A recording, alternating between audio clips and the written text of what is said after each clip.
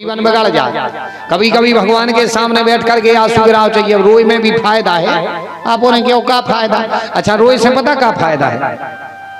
रोए से फायदा है अपने शरीर में दिक्कत नहीं होती है। जो हार्ट अटैक आऊं लगू आजकल ज्यादा जल्दी अटैक आ जाए।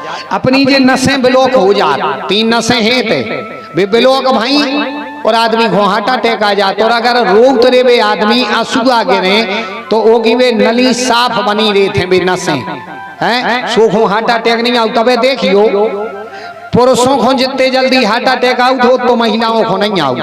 हाँ, कोनो डॉक्टर से पूछ लियो ना, साइंस पे शोध कर लियो ना, गूगल पे सर्च कर लियो। महिलाओं के इलाज हार्ट अटैक कम संख्या में आउट, पुरुषों को ज्यादा आउट। काय आउट? माताओं को कम काय आउट, माताओं को कम हार्ट अटैक आउट। काय कम आउट? काय वे रो हो जाना थे, 1 मिनट में रो ले, उन्हें कछु नहीं चाहने, 1 मिनट में रो ले तो भाई क्या हारे बने हैं कर रही।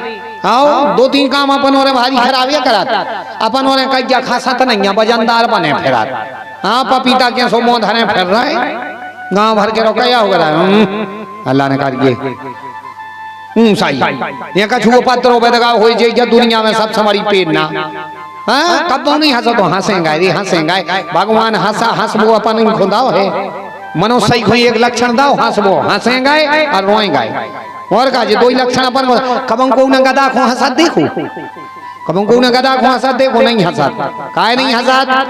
भगवान को पता है कि जो गदा है जो नहीं हंसा है ना। क्या देखो अपन ओरे बाहर फेरा था सो भारी ठाटा ठीठी कर रहे, घरे पहुंचे सो ये सो मुंह बना ले जैसे पेट ना विधि हुई। इस घरे जाओ तो तना हंसेगा, हंस खेल के रहेंगे। कब मौका आ जाए तो भगवान के सामने बैठ के रो लाओ। माताओं को यही से अटैक कम आउट है। कहा जी 1-1 मिनट में रो ले तो 1 मिनट में हंस ले, रो ले के नहीं है। बिन्ना आ जाए तो 1 मिनट में रोंग लगा, क्या बताए हमें बिन्ना आ गई, रोंग लगा बिन्ना ठीक हो, लल्ला ठीक है, अच्छे से आ गई, कछु दिक्कत तो नहीं भाई। हाँ, घरे मिलकर रोंग लगा, कई क्या रो रहे, क्या बताए हमारी बिन्ना आ गई, बहुत बिना में आई, बिन्ना आ गई सो रो लाओ। अच्छा, बिन्ना जान लगी सो रो लाओ, कई क्या रो रहे, बिन्ना जा रही हमारी मोड़ी बहुत अच्छी है, क्या बताए। अब अच्छी है तो काय रो रहा है, मनो वो मैं रो लाओ। बिन्ना आई सो रो लाओ, जा रही सो रो रही है, आवे में रो ले, जावे में अपन बने फिर कर रही है।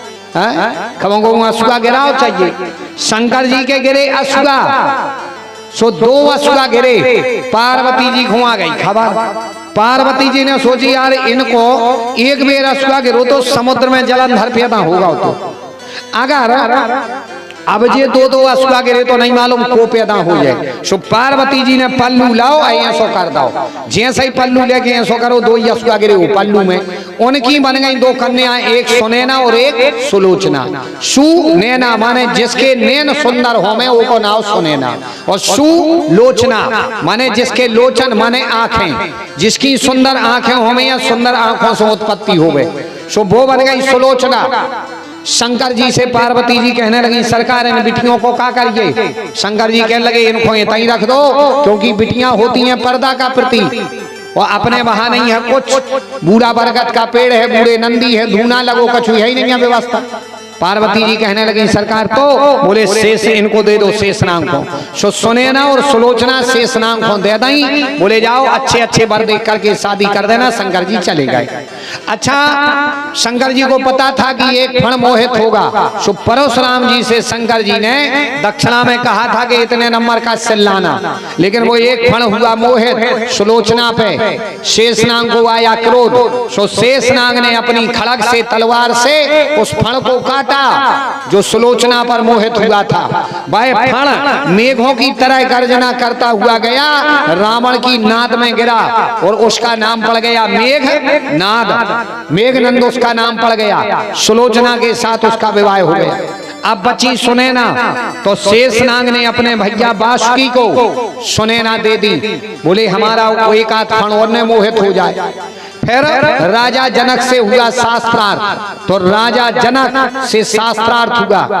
राजा जनक जी ने उनको हरा दिया। शेषनाग ने अपने भैया बासुकी से बिटिया लाई और सुनैना का कर दिया कन्यादान।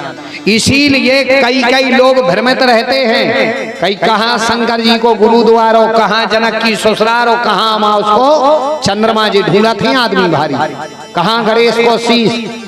आप देखना इसीलिए भ्रमित रहते, क्योंकि शंकर जी के असुरा से वहीं की वे प्रकट, और शेषनाग ने किया था कन्यादान और बासुकी से लेकर के किया, तो कहां पे ससुराल कही जाए, इसमें भ्रमित हो जाते। शेषनाग ने सुनैना का कन्यादान किया था। ये कथा जो हमने आपको बताई है, अगर कौन पूछेगा जा लिखी कहाँ है, तो जब भागवत में नहीं लिखी। जे कथा मानस पत्रांजलि नाम के ग्रंथ में लिखी है, एक मानस पत्रांजलि नाम का ग्रंथ है उसमें लिखी, और किसी के पास में होगी तो थोड़ी सी ये कथा मिलती है। कहा ज्वाला प्रसाद जी का जो मोटा छेपक रामायण आती थी, छेपक रामायण ज्वाला प्रसाद जी की लेखनी की, बंबई छापा की, उसमें भी ये कथा मिल जाती है। और मानस पत्रांजलि में ये कथा लिखी। अगर कोई पूछे कि प्रमाण कहाँ लिखी, तो उसके लिए वो बताना मानस पत्रांजलि। इन्हें दिया, राजा जनक इतने बड़े विद्वान थे कि शेषनाग को हरा दिया। इन्हें कही जाओ आप जो है इनकी परीक्षा लेना। सुखदेव जी पहुंचे दरवाजे पर, राजा जनक ने देखा, राजा जनक कहने लगे क्या बात है, कैसे आए? दरबार ने आकर के बताया एक संत पधारे हैं। राजा जनक कहने लगे रोको, दोपहर हो गई ये खड़े रहे, शाम हो गई ये खड़े रहे, सुखदेव जी रात्रि बीत गई ये खड़े रहे। राजा जनक कहने लगे जाओ जाकर के देखो। उन संत को क्रोध आया, वो कहने लगे बिल्कुल नहीं आया, जैसे हंस रहे थे वैसे ही हंस रहे। राजा जनक ने सिंहासन छोड़ी दौड़ करके गए, सुखदेव जी को साष्टांग दंडोती की। राजा जनक कहने लगे सरकार आप जैसा संत, आप जैसा हमारे दरवाजे पर आ जाए और हम उसका सम्मान नहीं करेंगे, ऐसा नहीं हो सकता। हम सम्मान करेंगे, लेकिन सुनो आपके पिताजी ने कहा था कि हमारे बेटे की परीक्षा लेना, हम तुम्हारे क्रोध की परीक्षा ले रहे थे कि तुम्हें क्रोध आता है कि नहीं। सुखदेव जी कहने लगे राजा साहब हम पास हो गए। बोले आप तो पास हो। बोले तो भोजपत्र पर लिख करके दो कि हम भागवत पढ़ने के लायक हैं। राजा जनक कहने लगे सरकार आप तो खुद हस्ताक्षर हो, आपके लिए क्या हस्ताक्षर करें। बोले नहीं नहीं लिख करके दो। तो भोजपत्र पर लिख करके दिया कि सुखदेव जी भागवत कथा कहने के लायक। आज ये गए, इनने भागवत जी पढ़ी, भागवत के पहले वक्ता बने श्री सुखदेव जी। और सरलता से नहीं मिली, परीक्षा दे करके मिली, क्योंकि भागवत ऐसे ही प्राप्त नहीं होती। तो बोले जाओ ये बन गए भागवत कथा के वक्ता। भागवत के पहले वक्ता बने कौन? राजा सुखदेव जी, सुखदेव। और भागवत के पहले श्रोता बने हैं कौन? परीक्षित जी।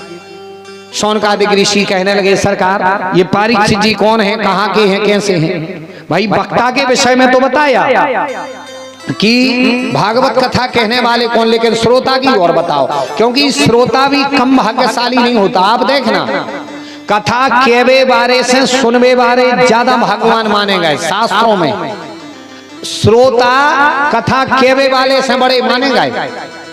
कहने वाले पे तो प्रतिबद्धता है, कहने वाला एक कथा में डूब नहीं सकता, एक कथा बोलेगा दूसरी कथा दिमाग में चलती है, आंखों के आगे कथा की रील सी चलती है। अगर एक ही कथा में डूब जाएगा तो 7 दिन में एक ही प्रसंग कर पे भागवत हो ही नहीं पे। लेकिन श्रोता जो होता है वो डूब करके कथा सुन सकता है। इसीलिए वक्ता से बड़ा है श्रोता, है क्या नहीं? अब तुमने क्यों और महाराज जा तो लाभरिया कह रहे हैं कि हमारे बड़े श्रोता बड़ो, तुमने डबल तखत धर के बेच जा सुना बेबारे, सुन बेबारे नेचे बैठा काहे की बड़े। तो सही बताएं आप बड़े हो, सुनवे बारो बड़ो है, सुनावे बारो बड़ो नहीं है। सुनने वाला, क्योंकि जो सुनने बैठता है वो कहाँ बैठा था? सामने नीचे। और सुनावे वारो कहाँ? ये सुनावे वारो बैठत का है पे तखत पे बैठत के नहीं। और तखत के खूंट को हो, के खूंट को हो? 4 को होत का नहीं। 4 खूंट की चीज को का के तपन, 4 खूंट की चीज को कही जाती पहले चौकी। 4 खूंट की कहावती का चौकी, कहावती के नहीं चौकी। तो अच्छा जो आए तखत तो 4 खूंट को है, तो चौकी कहाँ नो? चौकी पे बैठे वालों को कहाँ नो? भाई जो को चौकी पे बैठे वो कहे वो चौकी कहे कि नहीं कहे? श्रोता बैठा थे कहाँ? जमीन पे। तो जमीन पे बैठे वालों को कहाँ नो? जमीन। अब जमींदार बड़ो होत का चौकीदार बड़ो हो है? तो भाई कथा सुनने वाले बड़े कहे गए हैं, तो यजमान के बड़े भाग्य की सराहना इसीलिए कहा गया है कि जब मौका मिले, जितना मिले उतनी कथा को सुनना चाहिए। ये भी एक भक्ति है, जितनी मिले जब मिले वहां पर उतनी कथा को सुनना चाहिए। गोस्वामी जी ने